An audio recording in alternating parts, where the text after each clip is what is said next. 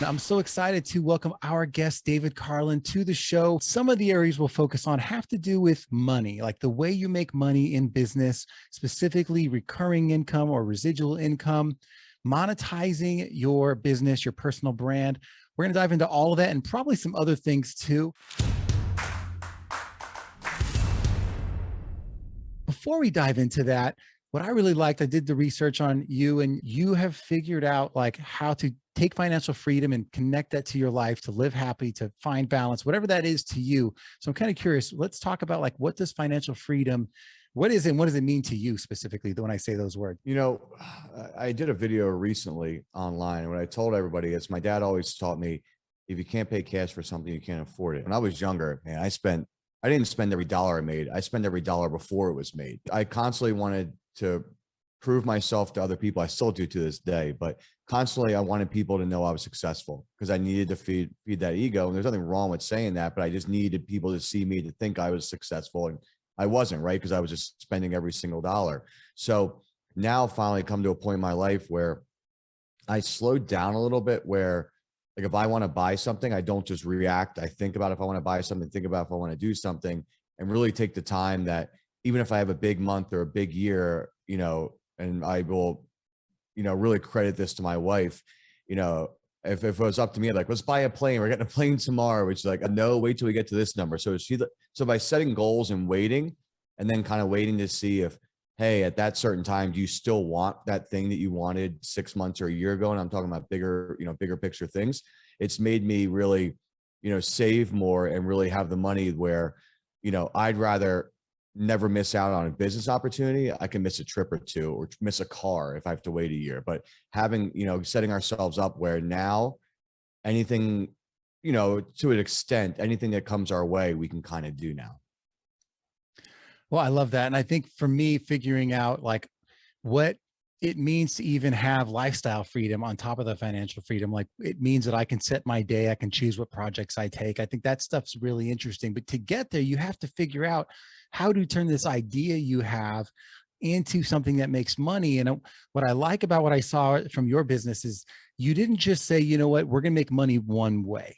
Right? For any solopreneurs out there, especially coaches, consultants, it's important to have lots of streams of income. Usually we're talking about, for coaches, it's like coaching courses. You might build an online course. You'll get, maybe you try the speaking route, which, now you're not home 50 weeks of the year, maybe hosting some events, and even like affiliate income, like my buddy, Pat Flynn. You found another stream that I don't hear anyone else talking about or even considering. And it's in this area of payment processing. I think a lot of us are like, let's give that to like the accountants, right?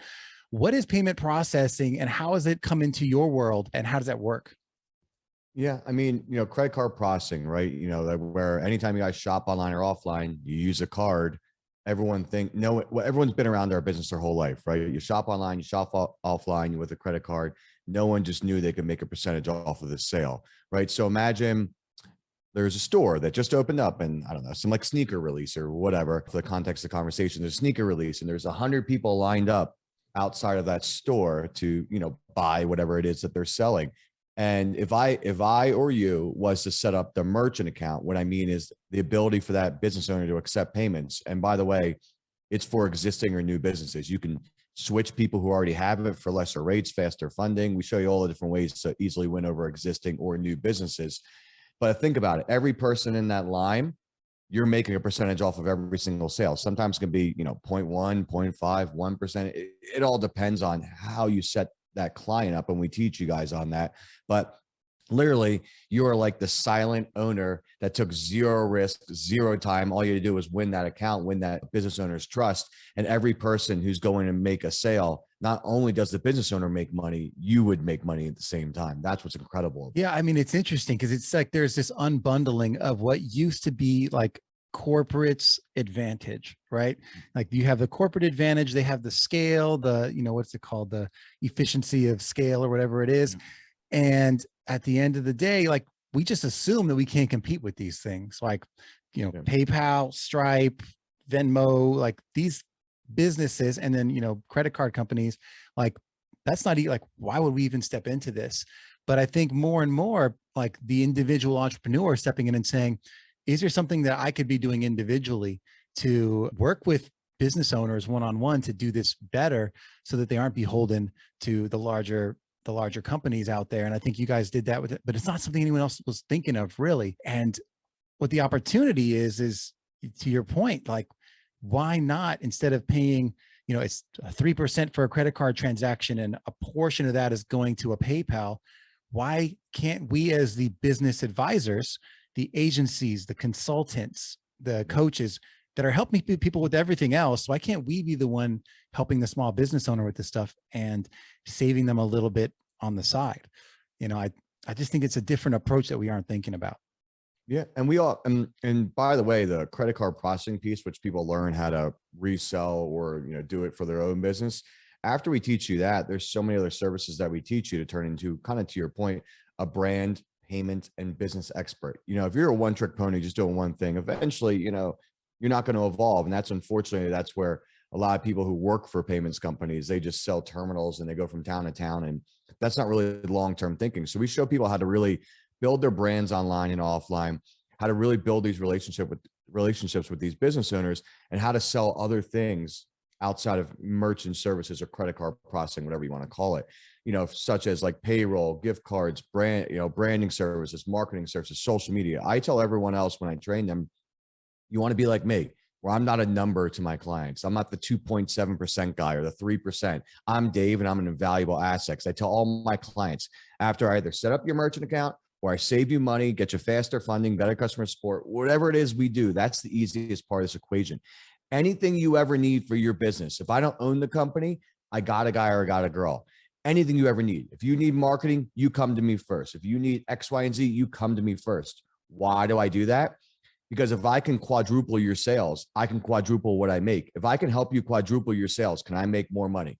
Nobody has ever said no to me for that. I have a vested interest for you to be successful and for your business to never go away. If I can show you how to automate your business better by having a call with you, setting you up with a better payroll system that saves you time, anything that I can do for you is going to build that relationship, offer more value. And there's nothing wrong with making more money when you offer more value. And that's the long-term thinking, right? To have our oldest account, which is my wife's, because I've only been in this for 10 years. My wife's been in it for 23 years, is 15 years old. You don't have an account for 15 years if you're not doing something right. It's almost like being an equity partner in the business without them having to give up ownership. Like you or having to go in debt or having to take the years to learn that business and then finally take a risk. Yeah, that's amazing. When I'm hearing your vision of like how your relationship with your clients is like as this trusted business partner. And I don't think all of us think like that. I think some of us are like, my history is marketing, so I'm the marketing person. And you're going to go to someone else for this other advice and someone else for this other advice. How have you like brought this approach into being kind of the business partner instead of the business, like one vertical expertise? Like what's your approach to bringing that in? Is it just, a lot of people in a lot of spaces? Like how have you brought that into your business? Yes to that, but it's very simple. And that's why I also tell everybody is what's so interesting about people joining Residual Payments is some people just want money, or some people want this money to open a food truck or open a restaurant, or they have other dreams. They're going to open other companies. By being in payments, I'm open to every type of business owner, good or bad. I see what works and what doesn't work after seeing, everything, because you get to interact every day with different types of business owners. So throughout the years, obviously meeting people like yourself and other people, but whenever I have clients, I pick their brains for my own, where like, if I see their sales go from 50,000 to 200,000 or $1 million to 5 million a month, I'm like, who the hell are you using? Or what are you doing? Tell me, because I want to, just as much as I want to give you stuff, I want to give my other clients stuff. For me, if we're going to work together, I want to work together with you for the rest of your life. So you can take my advice and run with it, or you can do whatever you want. But I'm just telling you, as I'm making money off of your account and I don't want you doing the wrong steps. So then I stop making money. Right. And sometimes I'll be very open with my clients. I'll tell them how much I'm making, but I'm like, but let me tell you why you're paying me this and why I'm worth it. Right. So I think just being very open and finding out when you're talking to your clients, what are your needs and why are they your needs, and making sure it's not just marketing, right? Like if you want marketing, what is your goal? Well, I want leads for what? Or I want this. Okay, now I'm going to connect you. Like one of my best friends owns the #1 marketing for lead gen for estheticians.